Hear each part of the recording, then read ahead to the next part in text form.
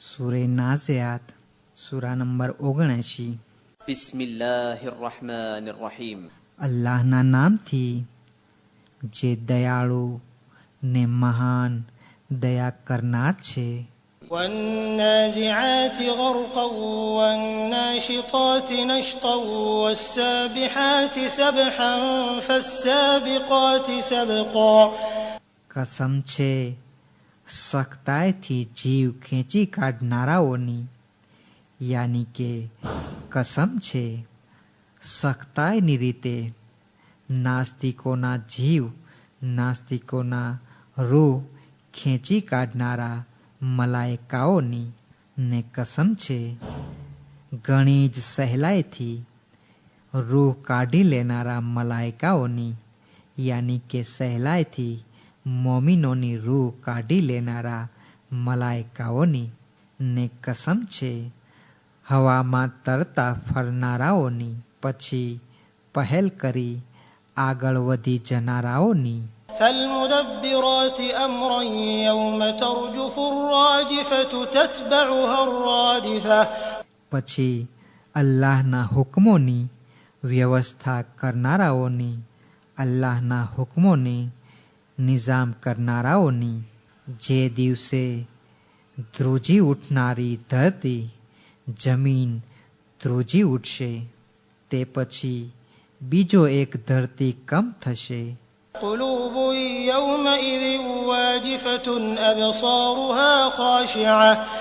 તે દિવસે દિલો ધડકવા માંડશે, તેમની આંખો ઢળેલી હશે।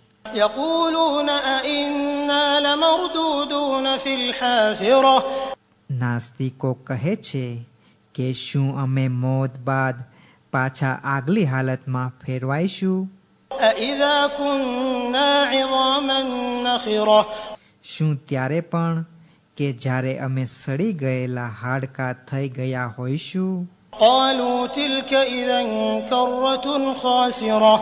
તેઓ કહે છે કે જો એમ હોય તો આ પાછું ફરવું ઘણું જ નુકસાનકારક હશે। فإنما هي زجرة واحدة۔ પછી તો તે કયામતમાં સિર્ફ એક જ અવાજ થશે فإذا هم بالساهرة۔ કે તરત જ તેઓ ખુલ્લા મેદાનમાં આવી જશે। هل أتاك حديث موسى۔ એ રસૂલ, ભલા તારી પાસે મૂસાનો દાખલો આવ્યો છે?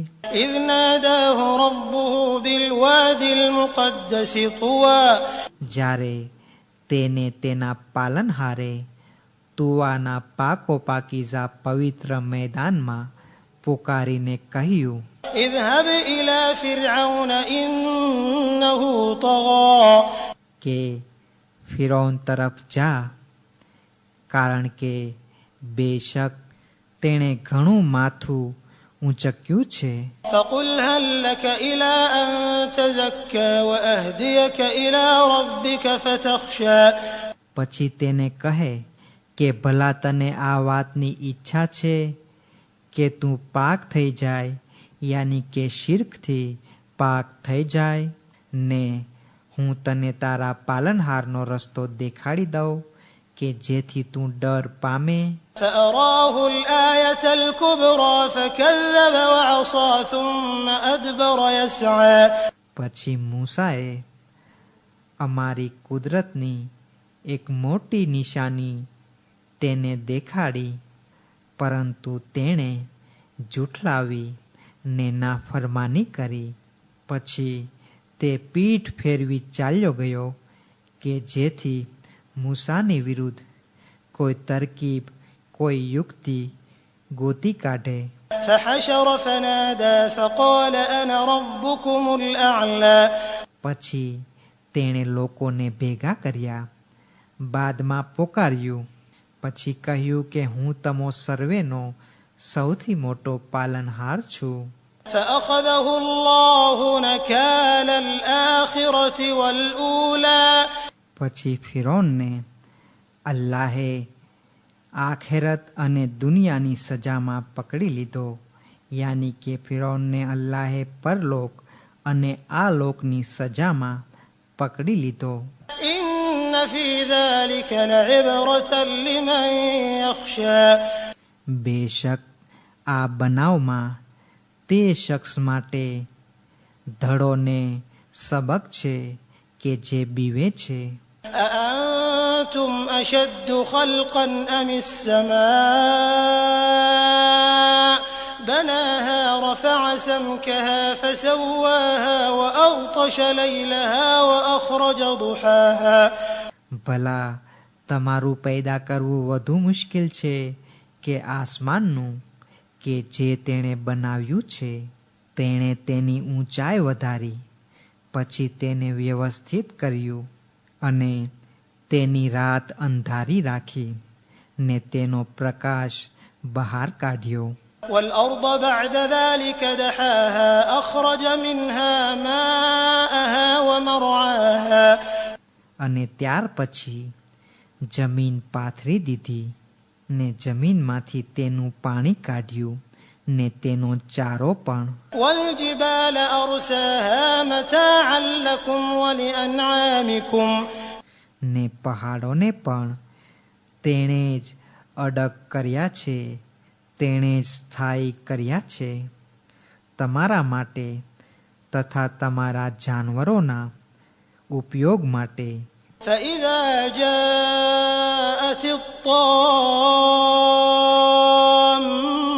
الكبرى પછી જ્યારે મહાન આફત આવી પહોંચશે, યાની કે જ્યારે કયામત આવી પહોંચશે. يوم يتذكر الإنسان ما سعى તે દિવસે માણસે જે કર્યું હશે, દુનિયામાં જે કાંઈ કર્યું હશે તે તેને સાંભળી આવશે, યાદ આવી જશે. وبرزت الجحيم لمن يرى ને દરેક તે શખ્સ માટે કે જે દેખતો હશે જહન્નમ જાહેર કરી દેવામાં આવશે. فأما من طغى وآثر الحياة الدنيا فإن الجحيم هي المأوى પછી જેણે શિરજોરી કરી હશે, તાગૂતપણું કર્યું હશે ને આ દુનિયાની જિંદગીને પસંદ કરી હશે, તો બેશક જહન્નમ એ જ તેનું ઠેકાણું હશે. وأما من خاف مقام ربه ونهى النفس عن الهوى فإن الجنة هي المأوى અને જે પોતાના પાલનહારની હુજૂરમાં ઊભા થવાથી ડર્યો હશે ને પોતાના નફ્સને મનની ઈચ્છાઓથી, મનોકામનાથી અટકાવતો રહ્યો હશે, તો બેશક જન્નત એ જ તેનું ઠેકાણું હશે. يسألونك عن الساعة أيان مرساها એ રસૂલ, તે લોકો તને કયામત બાબતે પૂછા કરે છે કે તેનો સમય કયો નક્કી કરવામાં આવ્યો છે. فيما أنت من ذكراها إلى ربك منتهاها પણ તે વખત દેખાડવાની તને શી પડી છે, તને શું જરૂરત? કહે કે તેનું અંતિમ અને આખરી ઇલ્મ તારા પાલનહાર તરફ જ છે. إنما أنت منذر من يخشاها તું સિર્ફ તે શખ્સને ડરાવનારો છે કે જે ડરતો હોય, યાની કે જે કયામતથી બીતો હોય.